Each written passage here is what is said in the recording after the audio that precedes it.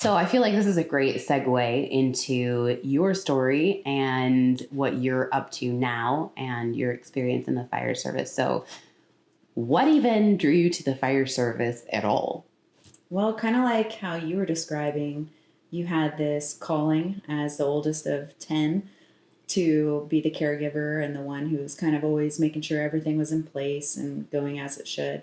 I had a similar experience in my childhood coming from, I think a lot of us in the first responder fields have an adverse childhood, whether it's, parents are divorced, there's parents with addiction or other categories that we tend to gravitate towards these first responder fields because we learn at a very young age how to take care of other people.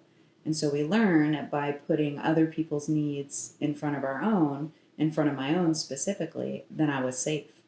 If my mom was a drug addict, so if I had everything in place and I went to the fridge and made sure we had food, then I ate that day because my mom would be off on a bender and who knows what she was doing. So that kind of shaped from that first 1,000 days of your life, it creates your nervous system response for the rest of your life. And in those first 1,000 days of my life, they were very tumultuous, confusing, unsafe. There was no anchor, there was no home to circle back to. So I just learned to always be doing. So if I was always moving and looking out for other people, then I was safe and I had a purpose, and then I got loved in return. So I felt accepted. It was the only time I felt accepted is when I was doing. And then you fast forward to a career where all you do is do for other people. You show up at people's worst days and you have to be on. You don't get to have a worst day. You have to always be on and respond to whatever you're going on. And that drew me to the field because I could subconsciously put other people's needs in front of the huge red flag, which is I had a problem with mental health. And the upbringing in my childhood created this lens I looked through life that was distorted. It was full of this inner critic inside of me that constantly judged and made sure to make me my best self. It started as a beautiful thing. It was like, again, another superpower I had that I could anticipate the needs of somebody else. I could anticipate what needed to be done next. A skill that's highly valued, especially in the fire service. You need to anticipate the next move, notice when something's unsafe. You're always on your toes. So, having developed that skill earlier, my first day in the fire service was when I stood in line. I was going for a run one day and I stood in line outside the fire station because there was a bunch of people there. I had no idea what it was for. Stood in line, became a volunteer, and the first day I ran a call, it just solidified that this was the only job I was ever meant to do. It was so fulfilling and validating to be a part of this bigger purpose, this bigger family, so to speak, something I realize now I've been looking for my entire life, never having had a family in those early stages. I was drawn to the brotherhood. I wanted to be a part of that family and that community. And the harder I tried and the more I succeeded in work, I, promoted really fast and I got a bunch of certifications and extra credentials. And the faster I was promoting, the more disconnected I was feeling from my actual peers. Because now I was just all doing. I was sitting at the table and we're discussing work and what our protocols are and always trying to better what we're offering to the city. But I never actually took the time to get to know my coworkers and, more importantly, let them get to know me. That mask and the The cape. mask. I had this mask because I felt so different. I had this childhood I had never told anybody about. No one even knew anything about my upbringing. And that was by design. I did that so people wouldn't feel sorry for me and they wouldn't look at me and feel about me the way I felt about myself. And I regret that now. And that's something I'll be curious about for the rest of my life. And I wonder what it would have been like if I learned to show up as myself and get to know people and let them get to know me and tell them what I was struggling with. maybe instead of coming to work and saying, hey, I'm fine, I'm feeling great, maybe I could have been honest. And even to the big extremes in life transitions I've had, I got divorced. No one even knew I had gotten married, let alone now I was divorced. So that just shows how much of a mask I really had my entire life. But it just goes back to, at the end of the day, those first 1,000 days and how your nervous system is wired. So all these beautiful things that were developed in those 1,000 days that really served me in my career, I just used them up too soon. By never turning that switch off and actually just being and just knowing that it's okay just to be and just show up and to be accepted. I didn't actually have to do anything all the time. If I had learned to just be and to accept the fact that I am who I am and I'm here and I'm doing a good job and that's all I need to do, then when my nervous system did expand and get engaged when I was on call, I could have brought it back down and I'd still be in my career today. But how interesting that it was primitive years, right? When we... It's nonverbal. Yeah. Most of the counseling work I do now, since I've so far into my recovery journey, a lot of it is nonverbal. It's all in my nervous system and how my my body physically changes when I am afraid, when I am triggered, when I'm activated, when I'm happy, when I'm sad. These are all new concepts to me as emotions. I wore one mask, one emotion, and that's all you ever got. And it's so easy to just let that be and continue. And like myself, for you, it really took like coming to a rock bottom to realize that change needed to happen. But how incredible is it that we think we have these reasons for joining the fire service? It's this calling and, you want to be there for people on their worst days, or, I want to be this super athlete. And we see all these external reasons when in fact we can trace back these themes into our youngest selves on the conditioning. And what our childhood needs were that were not met. And so now how are we getting those needs met? Yeah. At what point did you start feeling like there's some serious need, challenge, pain points that if something doesn't shift, we're not going to be in a great space? Like, what did that look like for you? I've kind of come to that moment in my life a couple times, to be honest. I think we all do. I think we all do. I think we come to the face of reckoning, or however you want to call it, a couple times throughout our lives. And one of them was when I realized I needed to sleep. That was on a physical response. I was having medical issues and becoming sick because I was not sleeping. So that was my first wake-up call. And I thought, okay, well, if I just fix this one thing, if I just fix sleeping, then all these medical problems and issues are going to go away. And so it did. It worked. I worked on my sleeping. I got that consistent, and it started to level out. But then you add any life stressor. I am a single mom. I have a 9-year-old, and you add, divorced, blended family and co-parenting and financial obligations and the stress of just being a parent in general, let alone a single parent. It was weighing on me every single day, and I just didn't know how to escape it. I didn't even know what I needed. And it really came to a head when I was just breaking off an engagement. We'd been together for 3 years. I broke off that engagement, and it's about 2 months of trying to figure out my routine in my life and get it back on track. And then when I thought I was maybe making some momentum and starting to get on track, I got severely injured at work. Something that I prepared for from day one, thinking, okay, I'll get my degree and I'll do this just in case I get hurt. Well, that was just in case. It was never going to happen to me. And it did. And it happened on a shift that was like any other day. I went on an apartment fire. I was pulling hose and running as fast and as hard as I could with the hose across my shoulder, as you do. And the hose came to a complete stop. And it compressed my entire right side of my body. herniated several discs and left me with partial right side paralysis.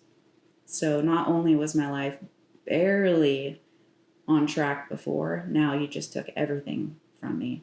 And an injury completely derails you when you're when you're things healthy. are stable. When you're healthy, it derails you. I've had minimal injuries, just like all of us throughout the career, torn shoulder and a knee issue here and there, but this was different. It broke the trust I have with my body. My body has always been able to show up and perform whatever task it needed to. And at that moment, the lack of control and the fact that I just felt broken. I told myself to move my arm and my arm wouldn't move. That lack of trust just rocked my entire world. And then everything crumbled around. I didn't know what my purpose was anymore. I was told I needed neck surgery, and the rehab was going to be 6 to 9 months. I wasn't going to be able to drive for 6 to 9 weeks after the procedure. And as a single mom, that was like smack in my face. I can't even do the basic function and responsibility of my life, which is to be a parent. I couldn't even do that one factor. So everything came to a head and I checked out from my life. I started to fade out, stopped going to work.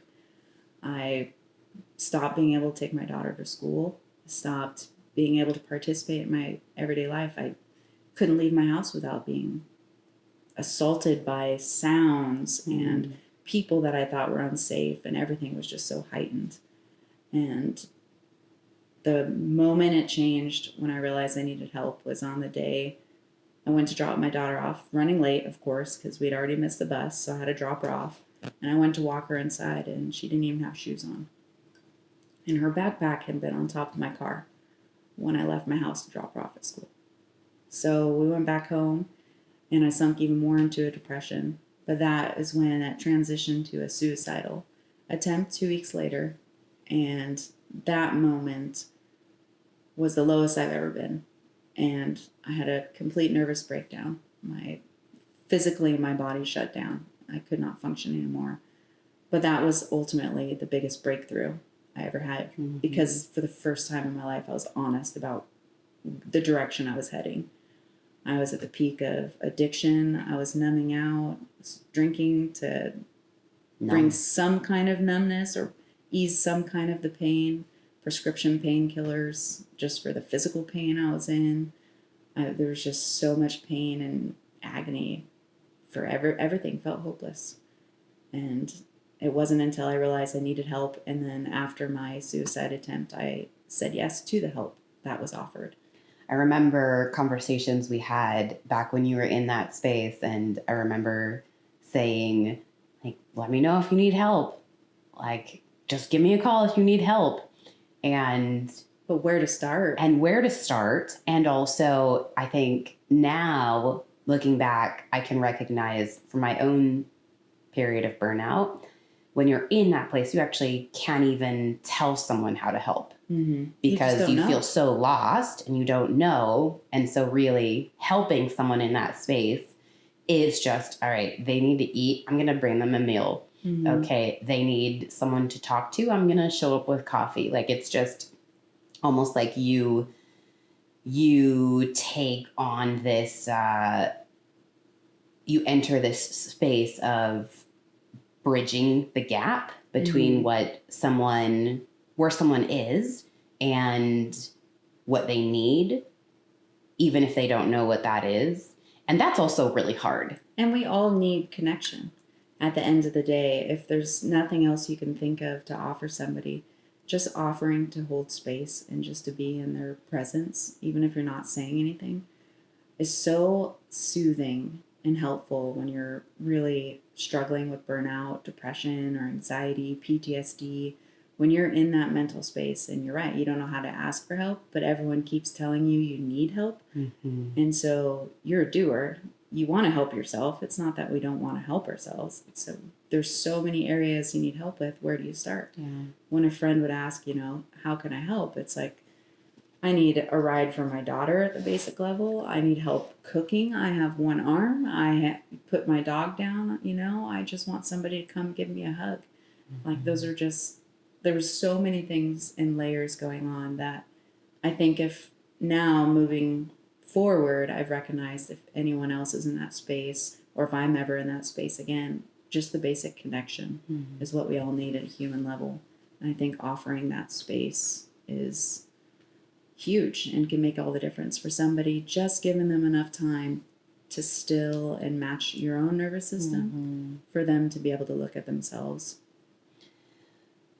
I don't know about you, but when I was feeling really burned out, I had this weird sense of like guilt. Like, how did I get here? Like, how is it this bad? And I know that we've talked a bit about capacity and how we actually only have a certain capacity. And as first responders, because we are put in this exalted position of being the community heroes to this small degree, we mirror that expectation of ourselves. Yeah, it becomes your identity. And it becomes our identity. But we only have a certain amount of capacity. Tell me, when did you start learning that, I've been far gone in my capacity? At what point could you look back and say like, oh, wow, the capacity actually was starting to overextend before I even realized it? I think the biggest turning point was when I became a parent. I think that was the pivotal moment where I just had a bigger stress dump, like just from normal everyday life, and not having that support system already in place that I really needed to have. And then becoming a parent and a working parent, especially on the front lines, and then a single parent who needed to have a nanny from the time my daughter was only 12 weeks old. She had to be with a nanny. So having been in this experience and being put in a position to parent how I never thought it would look, I had to completely change my realities of what I wanted for my life, and I had to just learn how to survive. And I think going into when I turned inward into that survival mode is when I kind of stopped living, and I just started solving all the crises that were coming in so fast, just coming in at such a rate I couldn't keep up with. And I think once the moment when I went to a recovery center, so I was supposed to go for 41 days. I ended up staying at the recovery center for 90 days. I needed a lot of extra regulating. But one thing I noticed when I started sharing my stories, people's first question was, how have you gone this long before ending up here? And that is something I kept hearing over and over and over. And it's something I never even took into account, is that I had overloaded my capacity for so long. I mean, I could say my entire life I've been functioning and performing at this level that's been unsustainable. But I was blessed with this ability to be able to sustain it for as long as I did. And it took an extravagant amount of life stressors and some decisions that I made from my 1,000 days of regulation and learning different coping tools. You know, I fell into the trap of creating my own chaos because I was just constantly surviving and trying to soothe each individual stressor that came up at once instead of looking at the whole picture. Tell me, what does creating your own chaos look like on a practical level? Oh, never being able to stop and stay still.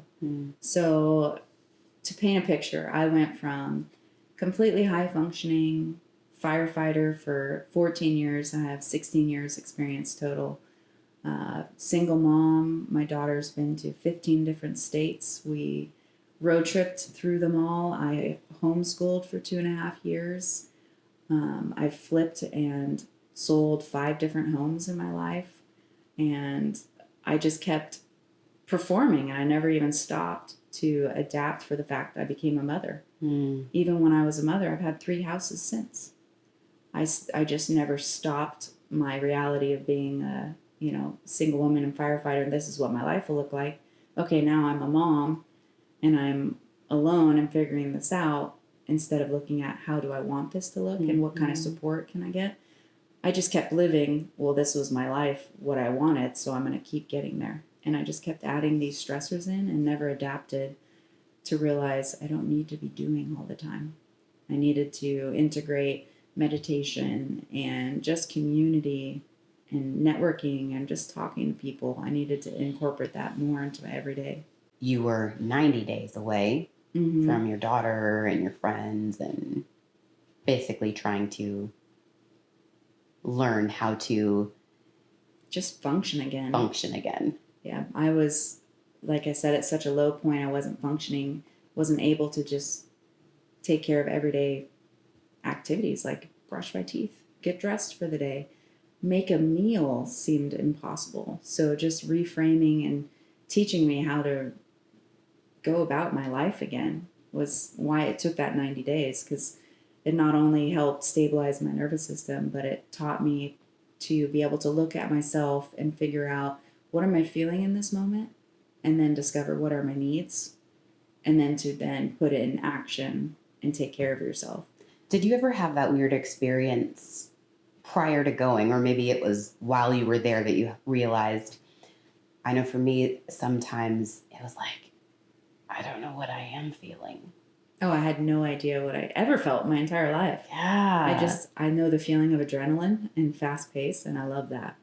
And that has been my baseline and what I thought life was.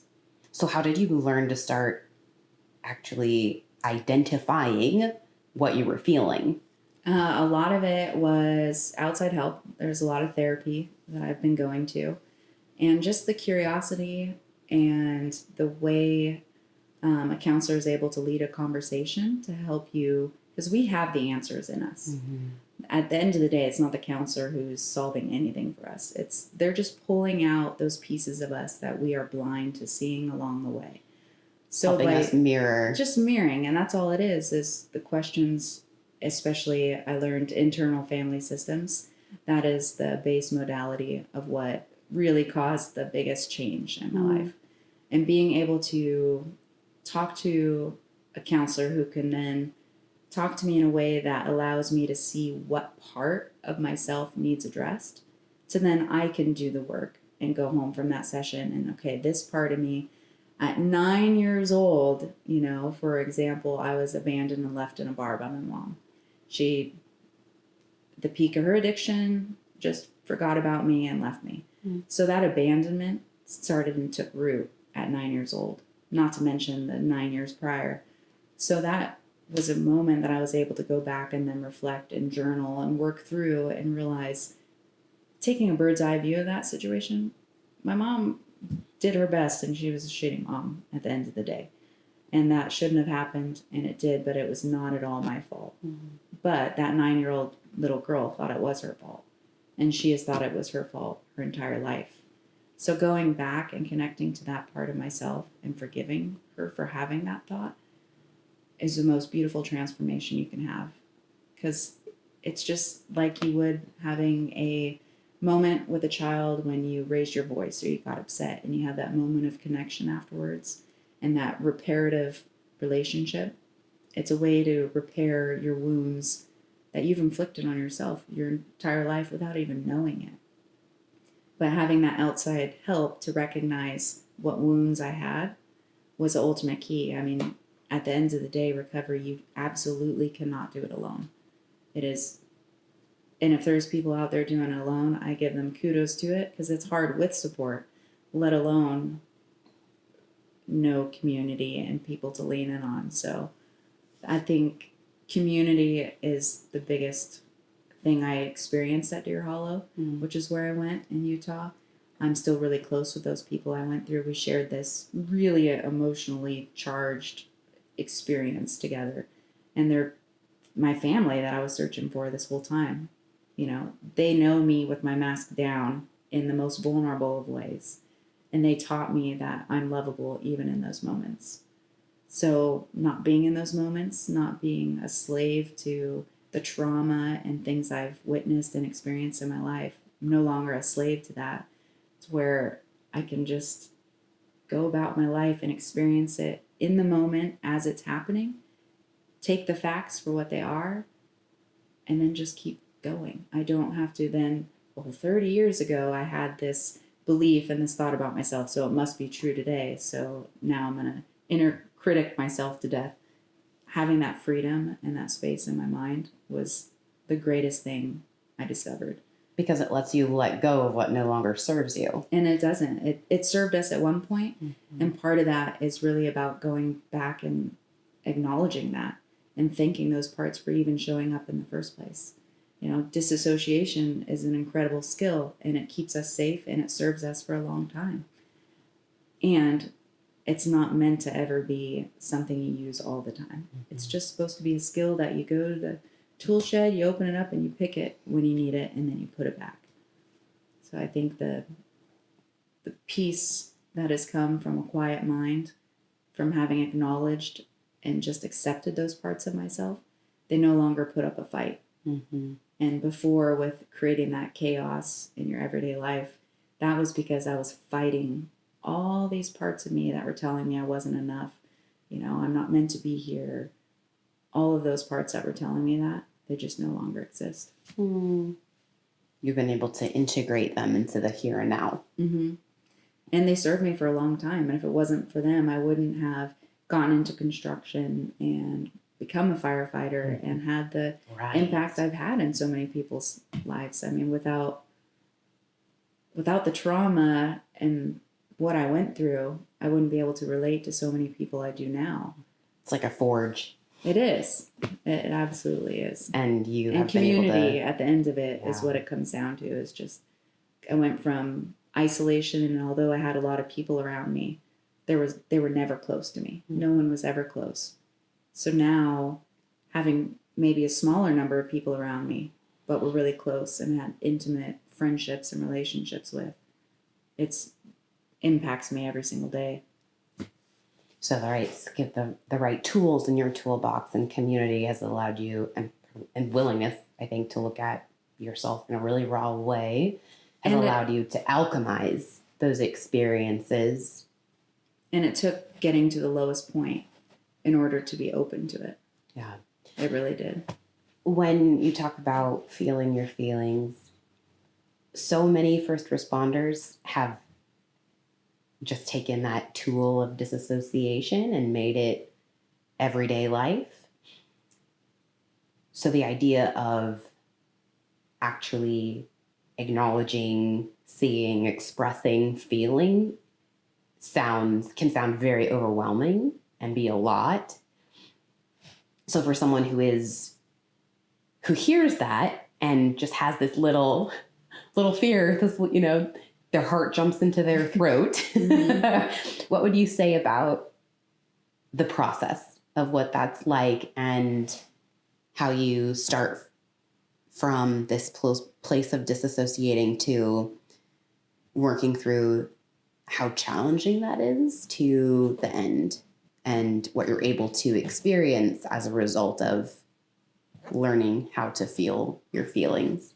Yeah, I think disassociation has its place because it's meant to keep us safe and not hurt. And nobody wants to be hurt at the end of the day. Mm-hmm. None of us wake up in the morning thinking, oh, I want to get my heart broken today. It's just not possible. So the disassociation, for me, let me think about this.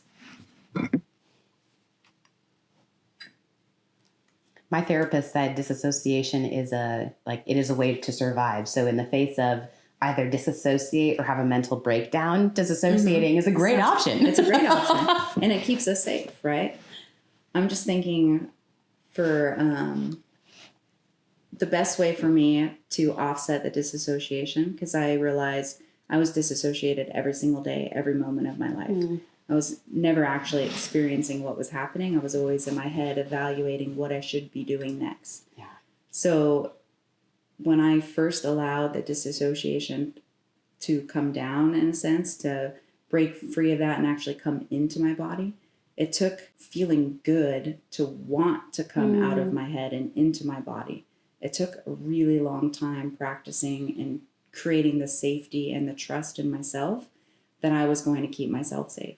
That I wasn't going to then come back into my body to where I'm feeling and able to be heard and able to actually express my emotions. You want to experience the good before the bad, right? Mm-hmm. So for me, when I first stopped disassociating, I learned what it felt like to be in my body and how good it could feel. So how stillness and my lower heart rate and sitting and just breathing regularly and not breathing in my clavicle and uptight like I'm in fight or flight all the time. Just feeling what it feels like to be human with no expectations. Nobody needs anything. I don't need to do anything. It took...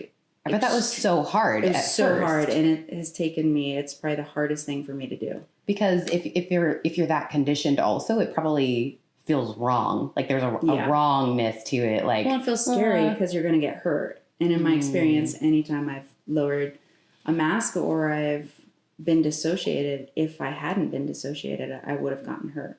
So it has kept me safe. But I had to bring up the trust in my body that I could keep myself safe. And I wouldn't be able to feel my feelings, then put myself in situations that didn't serve me.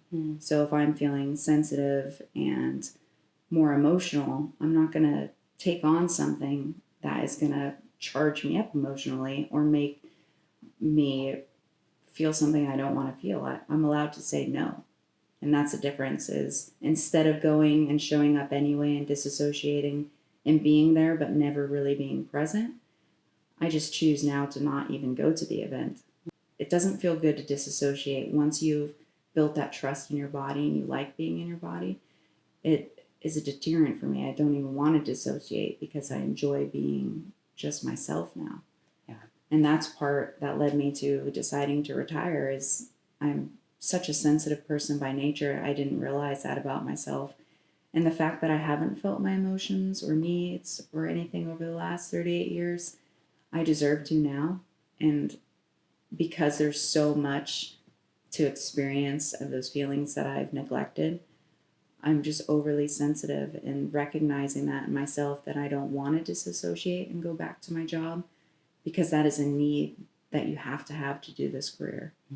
And that is something in my journey of healing. It has taken me a long time to accept the fact that I no longer want to be in that position to have to disassociate. It's not that I can't do it. I could absolutely go back and disassociate. But with how much trauma and experience I've had in my life, I would become that person again who is constantly dissociated and never comes back to their body.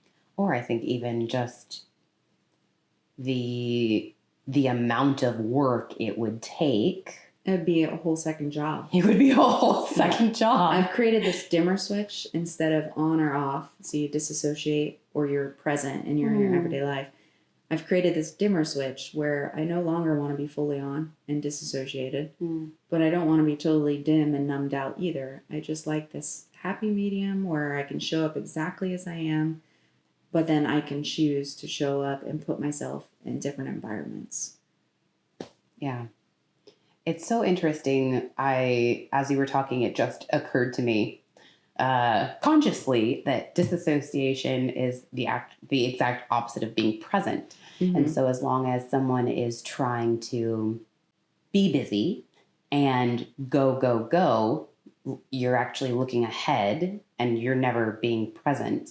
Tell me what that journey was like of learning to be present. Because that's a totally different feeling. It's a completely different feeling.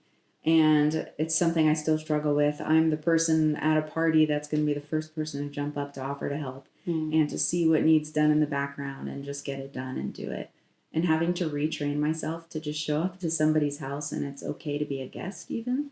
That maybe I don't need to show up and bring something and then help them and do this. Maybe I can just show up and just be and just let the experience unfold however it's going to. So I think the biggest thing for me is I try not to manipulate any situations anymore. I recognize now that before I was constantly observing and watching what's happening and always thinking and anticipating what my next move is in order to fit in or to be accepted by this group or to have a good time. It's like everything was orchestrated in order to fit in and go with the flow and maybe dictate or push a situation to go how I want it to go.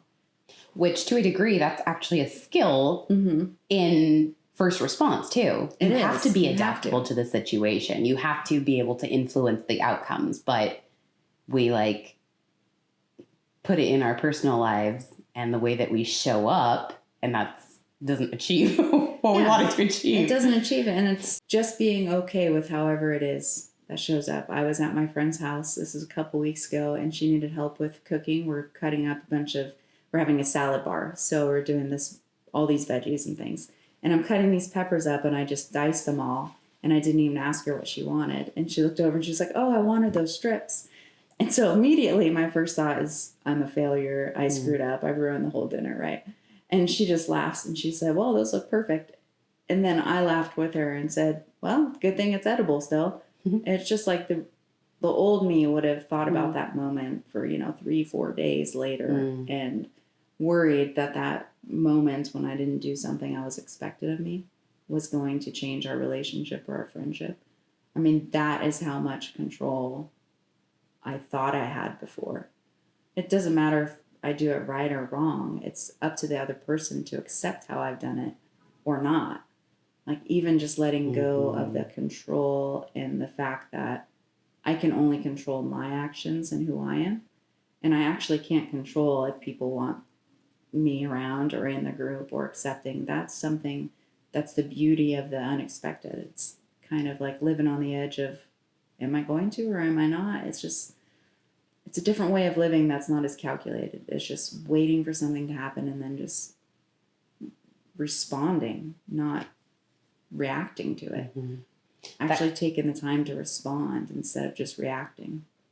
Which goes back to that concept of the dimmer switch.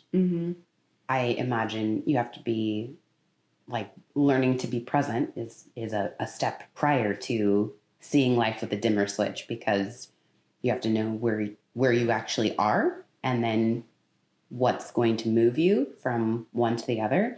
So what was it like from the awareness point to suddenly realizing and that you need to practice being present?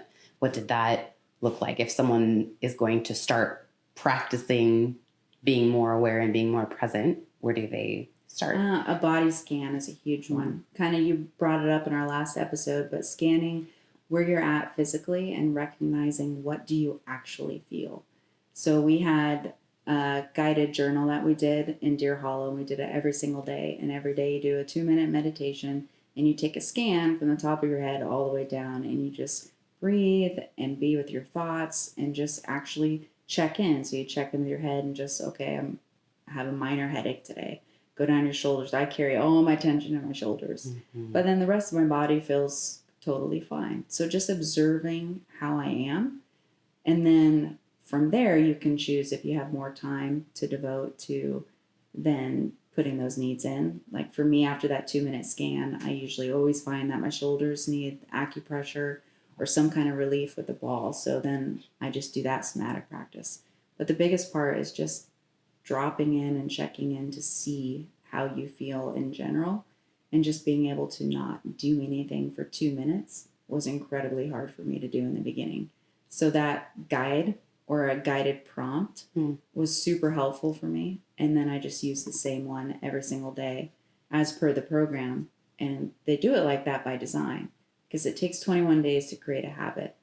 And by filling this out every single day, I was, unbeknownst to me, creating this daily habit to just sit with myself, even if it started with 2 minutes.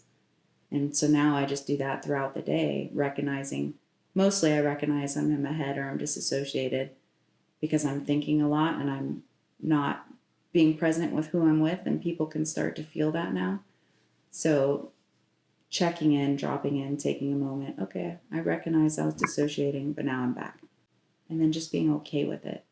That's probably the biggest piece too, is once you've scanned and whatever findings, then you have to choose and be intentional about allowing it to be. And that can just look like not making a big deal of it, not drawing attention to it, not chastising yourself for having pain somewhere in your body or for feeling tired. Maybe you're just tired that day, and it's okay to feel tired. There has to be no reason. Being a human is tiring, let alone maybe 2 weeks prior, you've had 7 shifts. Mm-hmm. That's no wonder we're tired every day. Topic for another podcast day, but it really never ceases to amaze me how much we as first responders ask of our bodies and don't give any grace, any compassion, any kindness, even props. You perform or you don't perform. Yes. And we're performers. And I didn't know what it was like to not be able to physically perform until I had my injury and I lost the use of my arm. I had no idea that what I had been doing up to this point was even elite. I didn't even, it was just normal everyday life for me. I'm just an athlete. I'm naturally athletic. I chose a job that's physical for that reason. It's a world that makes sense to me, and it's a world that other people would say, oh, you're an elite athlete and, you're in great shape and all these things. Well, that was just my baseline. Yeah. And how interesting that the path to being present actually starts with being able to have a relationship with your body that is not performance-based. And it's not performance-based. Those that know me say that's the biggest change in me is like now I went from CrossFit and having downtime or self-care meant I'm going to go backpack 100 miles and go check this thing off my list because adrenaline is how I rest and digest. With your child, by the way. With my daughter. And my daughter's been to 4 different countries and traveled with me. And, we love that high life. We do. And I bet that's been amazing. Her actually watching your transformation, like that every 6-month new iteration of growth. How is that as a mom to be aware that like she sees you closer to your true self than ever before? Oh, it's pretty amazing, the difference in our relationship. We've always been really close. We do everything together, and I just take her on all my ventures with me. She's just another human. We're doing this together. But I think I've recognized, especially now, a year and a half into my journey, that there's more is caught than is taught. So I have witnessed my daughter with more emotional stability and regularity in herself because she has watched me do it than I have ever seen in the past with me trying to teach her. Wow. So any teaching in the past, which, by the way, I felt like a total hypocrite and imposter because I'm trying to tell my daughter, you can't have this huge reaction to this little event when here's her mom, throwing a Christmas tree across the house because I was so triggered. I mean, this is what she had witnessed. Now she sees me waking up, going to yoga, being softer to my body, and just the things I eat. I eat the same salad every day for lunch. And now my daughter, a couple weeks ago, we're shopping, and she's like, I'm going to start eating salads for lunch. And just the little things I'm recognizing that I'm doing, my breath work. She loves the 5, 7, 8s. Oh, and wow. I try not to teach her. She gets mad and says I'm, lecturing and teaching her too much. And she just does it on her own, I recognize now, as she sees me use it when I need it. That's amazing. And the response to watch her, she dropped something. I can't remember what she dropped, but she dropped something the other day and she looked at me and I could see the fear in her eyes first, that she was afraid of my reactions. And I know that was the trauma response of how our living situation was. I was, very angry and responsive before, but I watched that flicker come to her eyes, and then I watched it drop again as she started laughing and just looked at me and, made a joke about dropping something again. And we had this moment where we just laughed together, and it became this bonding moment and this core memory, as you will, for her. But that wouldn't have been possible had we not had this 1.5-year growth. And it's taken every bit of the 1.5 years to get there. Because the first 6 months when I came home from recovery center, my daughter was expecting the old me. And every situation that happened, she was expecting this huge reaction. And we had to develop that trust all over again. And the same can be said about anybody who's working in recovery. It's about that slowly building the trust, not only with yourself, but for the people around us, to realize, hey, we're coming back. We're going to make it back to our old self, and then we're going to be a better version. Mm-hmm. Because that's the thing I hear a lot is, especially women, I want to get back to how I used to be, how I used to feel, how I used to be happy doing everything. But I almost don't agree, because we need to be better than how it used to be. And by going back and reestablishing your life and your values and discovering where you want to live, then from there, it should be wide open. I mean, you deserve the best. There should be just no, oh, okay, I'm okay. No, everybody should be excelling. Yeah. I want that for everybody. What does moving forward look like? I know when I was feeling really burned out and I was asking myself, like, how do I go back? That was the question I kept asking myself. How do I go back? How do I go back? And then one day it just occurred to me, there isn't going back. Mm-hmm. There is no back. There is no back to. There is no back. Yeah. But how can I move forward? And that was such a pivotal shift, because I'm not the same person I was 6 months ago. None of us are. Nor do we want to be. And exactly, we don't want to be, because we have such capabilities. We have such capability and power to create change and shifts in our own lives by this being present and this intentionality and the doing of the work. And if there's anything we want to get back to, it's our truest selves. Mm-hmm. But oftentimes looking back in the past is just old versions of us. It's not our truest self. And it's actually what you've been doing, what I've been doing, the work, the meeting the darker parts of ourselves, the overcoming the challenges of sitting still and being present. I remember the feeling of when it started actually feeling good to sit still and do nothing and just be present with myself. And like you said, core memory. Like it's impactful. It's so impactful, because we assume, or we just tell the story that this is just the way we are. Mm-hmm. And I know so many female first responders who would say that this is just the way that I am, when actually that's just the way that we have been conditioned and then always have shown up. But we actually have a choice to start showing up differently. Yeah, it becomes an excuse. And even now at this transition in my life, this is the most I've worked in my entire life. And the hustle of starting a new business and managing all the appointments that I have and clients and intakes, there's a lot of pieces, and it's a lot pulling me back into my old life of how I like to do all the time and just book every hour of my day. And I'm still that way, because that is definitely a core part of my personality. I will always be a performer and a doer. I love output.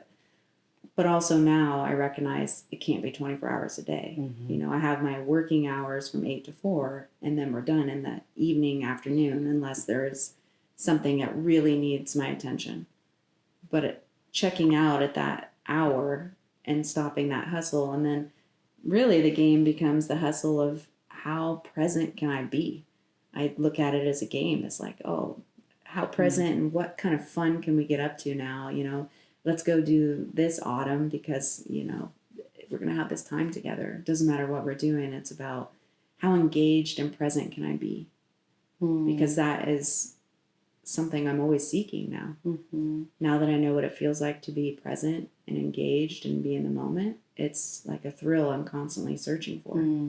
And I know you recently started actually regularly practicing yoga, which I'm sure has been a total game changer. So how has that been?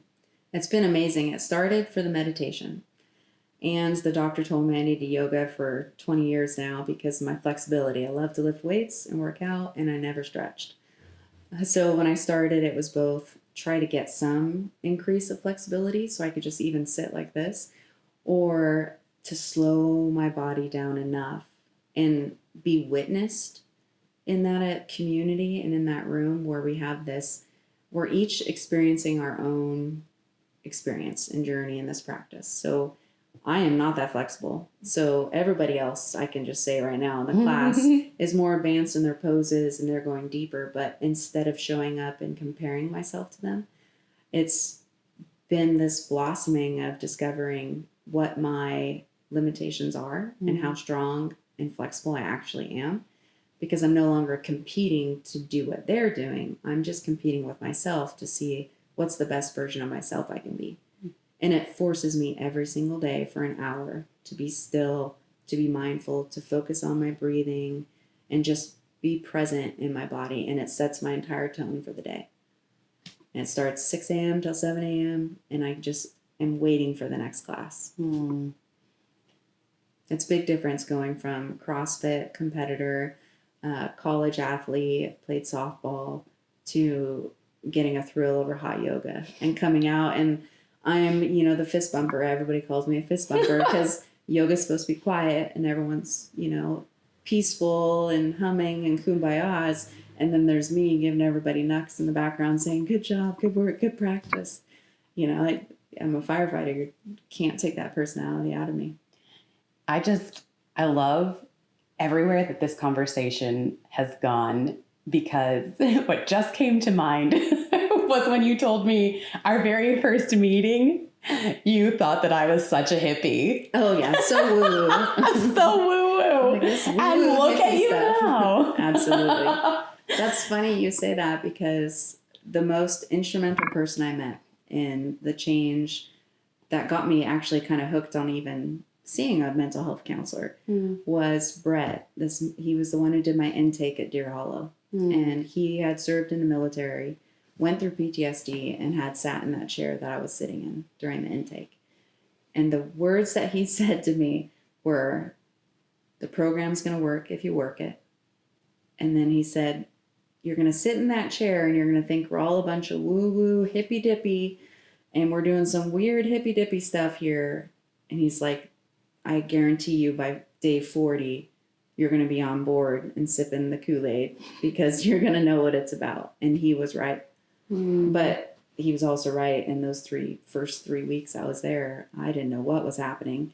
I went from, if you did yoga, you were a hippie to me, to now I'm sitting in a chair talking to an empty chair, doing a psychodrama and having this beautiful mental health experience. Yeah. Yeah.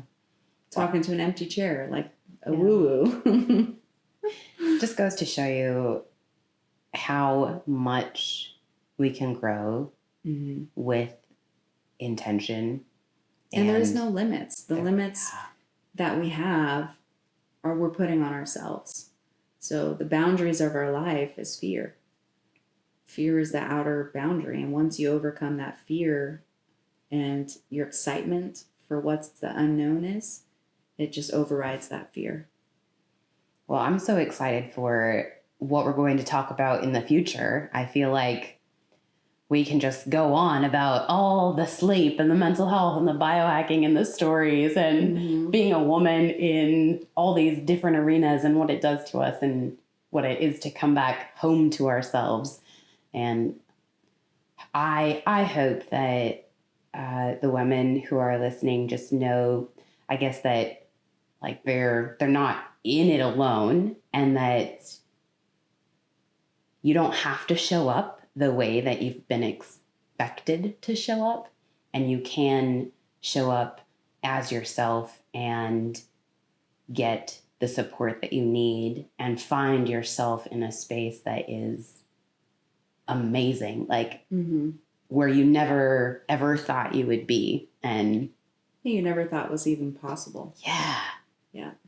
It's going to be great. And I'm sure that's why, because I'm a big believer, you have a reaction to somebody else because one of three things. They have something you want. They have something about them that you don't like about yourself, and so it's triggering to you. Or they have something that they can teach you, and so you would gravitate towards them for that. So that's something I love about our relationship, is it just has all three of those things all wrapped up into one, where it's the first time I met you, I was like, oh man, she is a hippie and out there and no way are we ever going to connect. But it is a unique experience getting to where I am now and being on that same hippie level. And I just hope that listeners can understand that it's possible, that you're not chained to how you are right now. There's nobody coming to knock on your door and make sure you stay the same. There's nobody coming to knock on the door and make sure you change for the better. Because at the end of the day, it is all on you. But it's not all on you alone. Mm-hmm. And you returning to that place of home is always worth it. Always worth it.